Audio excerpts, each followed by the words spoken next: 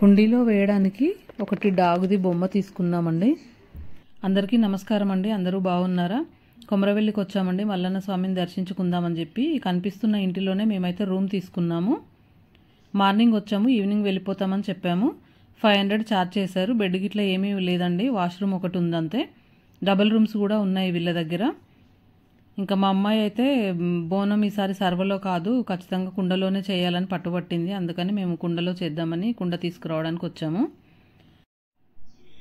బోనం పెట్టిన తర్వాత టెంపుల్ దగ్గరికి వచ్చాము. స్వామివారిని దర్శించుకొని గంగరేవి చెట్టు దగ్గర పట్నం వేద్దామని వచ్చాము. టికెట్ తీసుకొని వచ్చిన తర్వాత మేము 1 అవర్ వెయిట్ చేయాల్సి వచ్చింది. ఎందుకంటే ఇక్కడ చాలా పబ్లిక్ ఉన్నారు. పట్నాలు వేసే దగ్గర ఒక్కొక్కరి దగ్గర 4-5 ఉన్నారు అన్నట్టు. అలా మాకు వేసేవాళ్ళు దొరికేటప్పటికి మేము 1 అవర్ అయితే కూర్చున్నాము. కొమరవెల్లి టెంపుల్ గురించి ఇంతకుముందు నా ఛానల్లో వీడియో అయితే ఉందండి. నేను కింద డిస్క్రిప్షన్లో లింక్ ఇస్తున్నాను. చూడని వాళ్ళు ఎవరన్నా ఉంటే కనుక ఈ టెంపుల్ గురించి ఆ వీడియో అనేది చూడండి.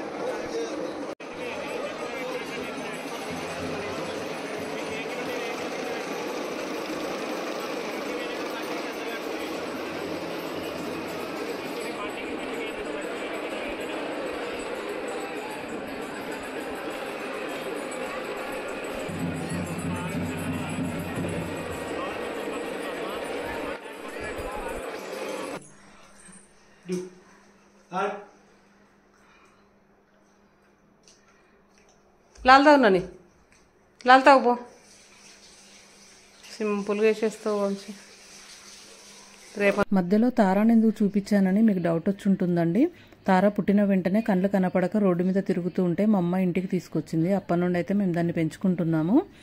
దానికి పేగులు ప్రాబ్లం ఉన్నాయండి, తగ్గడం లేదు. మెడిసిన్స్ వాడుతున్నాము. అయినా సరే దేవుని కృప కూడా ఉండాలి కాబట్టి మేము దాని గురించి అయితే మొక్కుకొని హుండీలో బొమ్మ వేస్తున్నాము. పెంపుడు జంతువులు పెంచుకునే వాళ్ళు అంటే ఏవైనా సరే అండి, గుర్రం కానీ, ఆవు కానీ, మేక కానీ, ఇలా ఏవైనా సరే ఇక్కడ బొమ్మలు అయితే దొరుకుతాయి హుండీలో వేయడానికి. మేము ఇంకా తార కోసం అయితే మొక్కుకొని బొమ్మ హుండీలో వేసి స్వామివారి దర్శనం చేసుకుని బయటకు వచ్చేసాము. బొమ్మలు హుండీలో వేసే వాళ్ళకి ఒక డౌట్ రావచ్చండి, అంటే మేము కూడా పట్నాలు చేయాలా, బోనం చేయాలా అని. అవసరం లేదండి. అది మన కుటుంబంలో మనకు ఆచారం ఉంటేనే చేయాలి, లేదంటే మామూలుగా మొక్కుకొని బొమ్మ హుండీలో వేస్తే సరిపోతుంది. అదే కదా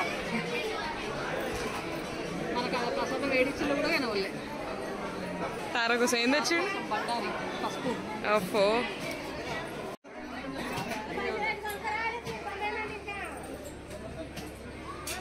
బయటికి పోయి ఎగ్జిట్ లైన్, ఎగ్జిట్ ఇది ఎగ్జిట్ లైన్.